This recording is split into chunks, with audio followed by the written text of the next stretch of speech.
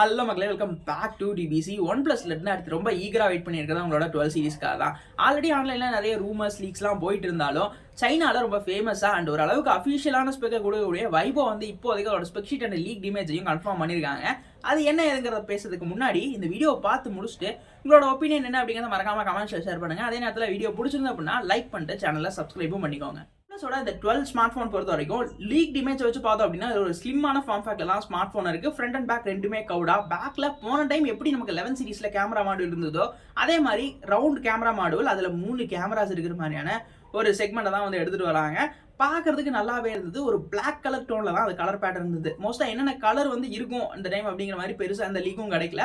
But அவங்க launch பண்ண அந்த லீக் இமேஜ் வச்சு பார்த்தோம் அப்படின்னா ஒரு பிளாக் கலர் வேரியன்ட் கன்ஃபார்ம் இருக்கு அப்படிங்கிறது தெரிஞ்சுக்க முடிஞ்சது. அதே நேரத்தில் ஃப்ரண்ட் டிஸ்பிளே அப்படின்னு பார்த்தோம் அப்படின்னா இங்க ஒரு சென்டர் பஞ்ச் ஹோல் இருக்க மாதிரியான 3D கவுட் எட்ஜஸ் டிஸ்பிளே கொடுத்துருக்காங்க. அண்ட் வழக்கமாக சொல்ற மாதிரி இது ஒரு ஃபுல் ஹெச்டி பிளஸ் டிஸ்பிளேன்னு சொல்ல முடியாது. என்ன காரணம் அப்படின்னா இது UHD பிளஸ் டிஸ்பிளே, அதாவது 8K ரெசல்யூஷன் வந்து கேப்பபிள் பண்ணக்கூடிய டிஸ்பிளேஸாக சர்டிஃபைட் ஆயிருக்குது.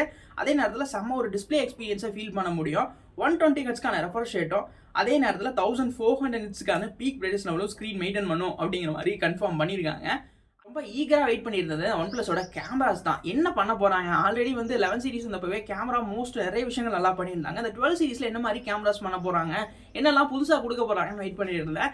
அதுக்கேற்ற மாதிரி பார்த்தோம் அப்படின்னா ஒரு 50 மேப்ஸுக்கான மெயின் பிரைமரி சென்சார், இது சோனியோட IMAX அடுத்த ஜென்ரேஷன் IMAX 9 சீரிஸ் வந்து இருக்க போகுது அப்படிங்கிறது கன்ஃபார்ம் பண்ணியிருக்காங்க. ஆக்சுவல் அந்த 9 சீரிஸோட நம்பர் வந்து எனக்கு மென்ஷன் எங்கேயுமே ஆகலை. நிறைய சேனல் சொல்றாங்க, சில லீக்டும் இருக்கு. பட் நான் அதெல்லாம் கன்ஃபார்ம் பண்ணல.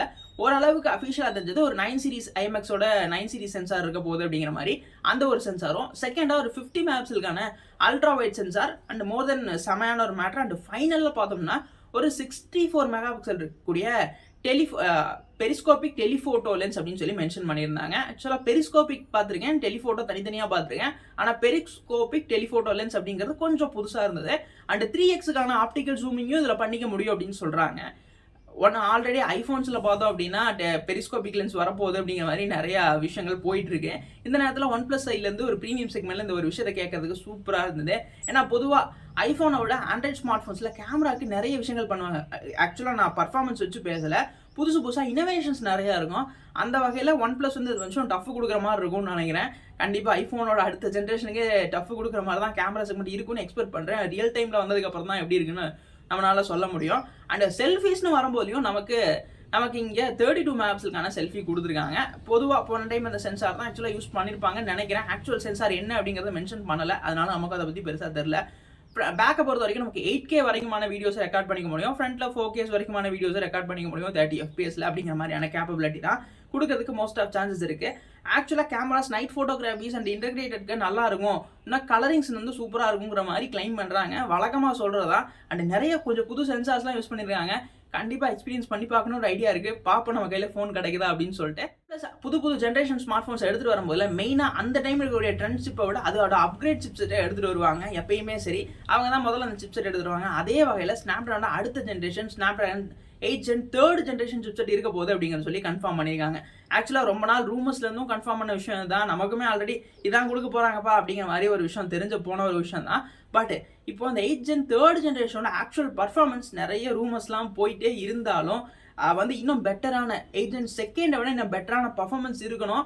அதே நேரத்தில் கேமிங் சாட்டிஸ்ஃபேக்ஷனுக்கு கண்டிப்பாக அந்த டைம் செம்ம ஒரு ஃபோனாக இருக்கும். இந்த 8 Gen 3rd ஜென்ரேஷனை பொறுத்த வரைக்கும் இது ஒரு 4 nanometer ஃபேப்ரிகேட் பண்ணியிருக்க சிப்செட். அதே நேரத்தில் 8 Gen 2 வந்து பயங்கரமான பர்ஃபார்மன்ஸ் இருந்தது. இந்த 8 Gen 3 வந்து நாங்கள் ஆப்பிளோட பயோனிக் சிப்ஸ்க்கே வந்து டஃப் கொடுக்குற அளவுக்கு ரெடி பண்ணிக்கிட்டு இருக்கோம் அப்படிங்கிற மாதிரிலாம் சொல்லிக்கிட்டு இருந்தாங்க. அது எப்படி இருக்குது அப்படின்னா இந்த டைம் வந்ததுக்கப்புறம் ரியல் டைம் எக்ஸ்பீரியன்ஸில் தான் அதெல்லாம் வந்து நமக்கு தெரியும். பட் சிப்செட் இனிமேல் பெட்டர், இது வரைக்கும் இருந்த விட ஒரு பெட்டர் அப்கிரேட் சிப்பை வந்து எடுத்துகிட்டு வராங்க. அதே நேரத்தில் இந்த ஸ்மார்ட் ஃபோனில் ஒரு 16 GB வேரியன்ட் வந்து இதோட பவர் பண்ணியிருக்காங்க.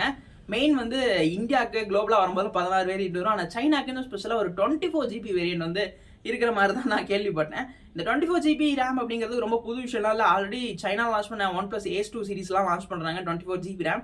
பட் இது இந்தியாவுக்கெல்லாம் பெருசாக இல்லை, குளோபலாக வருமானு தெரில. ஆனால் 16 GB ரேம்ங்கிறது குளோபலாக வரும். 16512 இந்த டாப் வேரியண்ட்டாக, ப்ரைம் பேஸ் வேரியண்ட்டாக பார்த்தோம்னா 12 to 56 GB இருக்கிறதுக்கு மோஸ்ட் ஆஃப் சான்சஸ் இருக்குது. ப்ரைஸ் செக்மெண்ட்டை பற்றி பெருசாக எந்த ஒரு அஃபிஷியல் நியூஸுமே தெரியலை.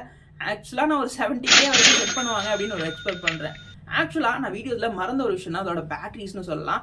ஃபோனை பொறுத்த வரைக்கும் ரொம்ப ஸ்லிம்மஸ்ட்டாக மெயின்டைன் பண்ணியிருந்தாலும் அதில் ஒரு 5000 mAhக்கான பேட்டரி இருக்க போகுது. அதே நேரத்தில் அதை சார்ஜ் பண்ணுறதுக்கு 100 வாட்ஸ்க்கான ஃபாஸ்ட் சார்ஜிங் அடாப்டரும் பாக்ஸில் இன்க்ளூட் பண்ணிடுவோம் அப்படிங்கிற மாதிரி சொல்லியிருக்காங்க. ஆக்சுவலாக ரொம்ப அதிகமான ஃபாஸ்ட் சார்ஜிங் பெருசாக எனக்கு ஒப்பீனியன் கிடையாது. ஏன்னா மோஸ்ட்டாக அது பேட்டரியோட ஹெல்த் அந்த அளவுக்கு பெட்டராக ஹெல்ப் பண்ணுறதில்ல. பட் அதுக்கான டெக்னாலஜியில் ஒர்க் பண்ணுறாங்க. அந்த வகையில் பேட்டரிஸும் ஓரளவுக்கு பேட்டரியோட ஹெல்த்தும் பெட்டராகவே இருக்கும்னு தான் எக்ஸ்பெக்ட் பண்ணுறேன். பட் இன்னும் கம்மியான ரேஞ்சில் இருக்கக்கூடிய ஸ்மார்ட் ஃபோன்ஸ்லேயே OnePlusலேயே 150 வாட்ஸ்லாம் தரும்போது ஏன் அந்த ஸ்மார்ட் ஃபோனில் 100 வாட்ஸ் தராங்க அப்படிங்கிற ஒரு கொஸ்டின் நிறைய பேருக்கு இருக்கலாம். அப்படி கொஸ்டின் இருக்கா கமெண்ட் பண்ணுங்க. அது ஏன்னு தனியாக ஒரு வீடியோவே பண்ணலாம். வீடியோ பிடிச்சிருக்கு நல்லா இருக்கு அப்படிங்கிற பட்சத்தில் உங்களோட ஒப்பீனியன்ஸை கமெண்ட்ஸை ஷேர் பண்ணுங்க. வீடியோ பிடிச்சிருந்தா மறக்காம லைக் பண்ணிட்டு சப்ஸ்கிரைப் பண்ணுங்க.